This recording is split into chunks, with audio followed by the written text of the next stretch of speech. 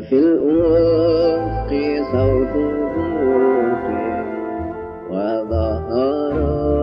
جند السماء يسوع آت بجلال ونوره غطى الفضاء يا له مشهد بديع